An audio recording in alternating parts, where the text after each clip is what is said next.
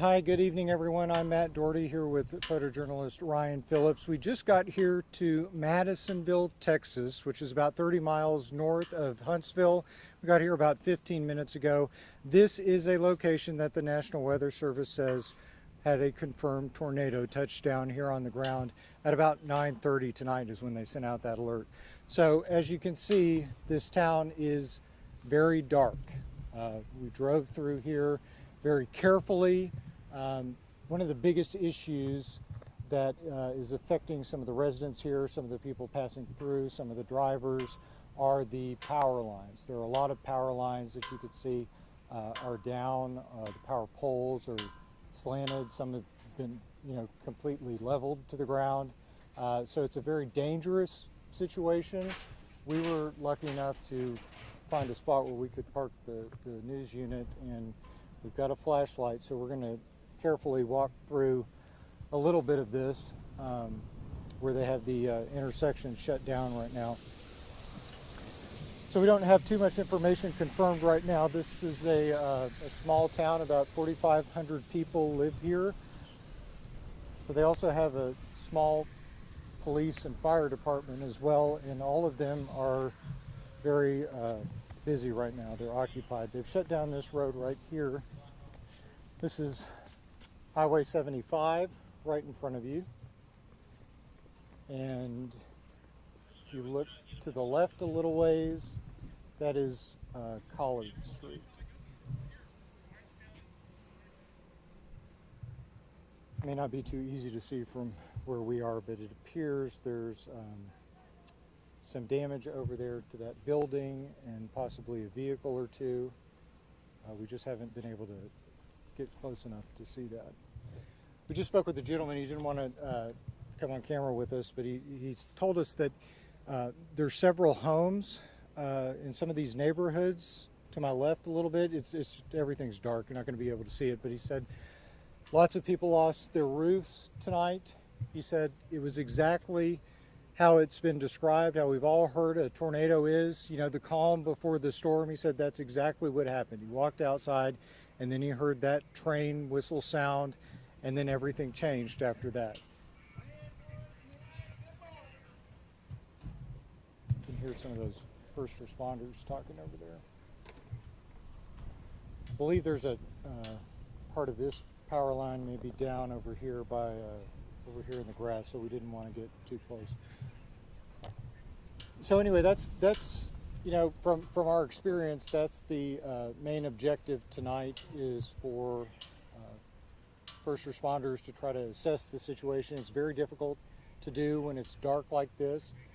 All the power is out in the entire town, but they need to make sure that everyone is safe, and they need to make sure that the roads are clear of these downed power lines, because that's a hazard for residents. It's a hazard for the power company workers who are coming here to try to repair and restore some of this power, and it's also for the first responders. It's dangerous when they're trying to go through these side streets and neighborhoods in this town. So that's going to be another one of their objectives. You can see this tree excuse me, in front of us. Looks like it was just snapped.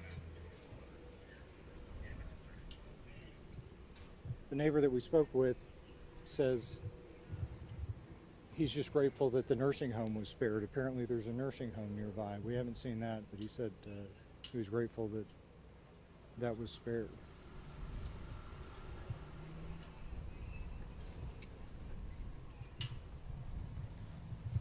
Still aren't exactly sure why this intersection has been blocked off. There are several intersections that had damage, but there's apparently something happening over here. We're going to try to find out exactly what that is in a little bit. But shine the light at that building over there. Where, Ryan? That building right across the street. Okay. Can you see that a little better?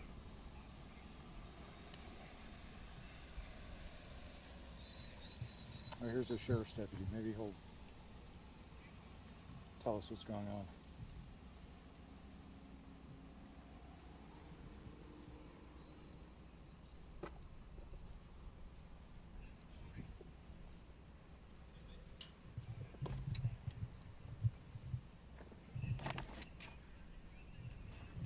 that's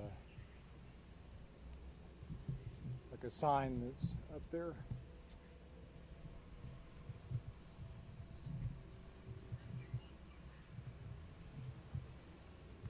Do you know what they're doing at this intersection? What they're doing? Yeah, why they're focusing all their attention over there? I guess because it's an intersection. I mean, they got to get that. They just put these directional light poles up not too long ago. Okay. And that one pole's completely laid down across the road on the power line. So it's not a tree where they just cut out of there. We're going to have to get something to grab it out of there. Yeah, ain't going to be no power tonight. No, it doesn't seem like that. Doesn't seem like that.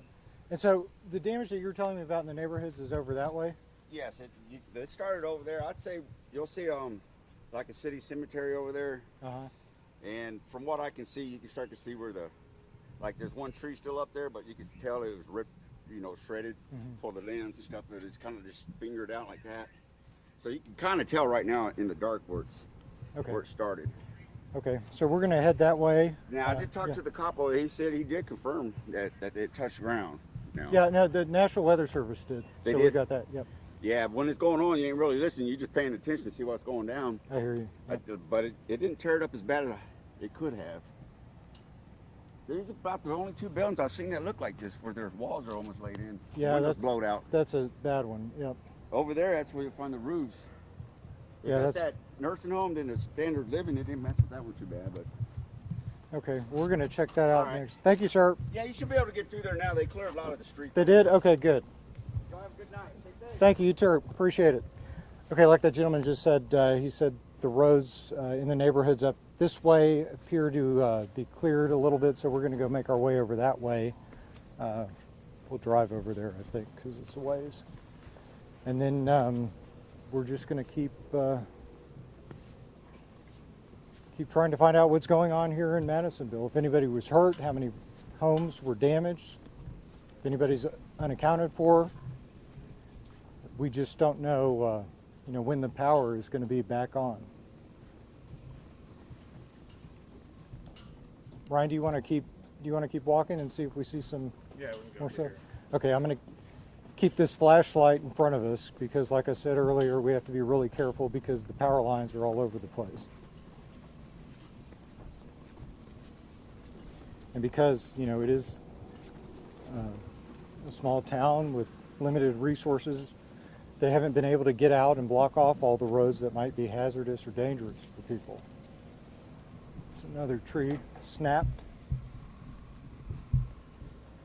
See, when you see things like this, it just, gives you a sense of how powerful these storms can be.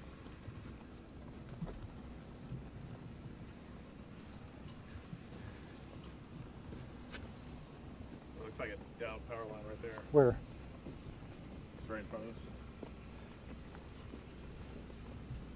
Yeah, you can see that the wires hanging down and stuff, and that power pole is on its slanted, pulled out of the ground, or snapped.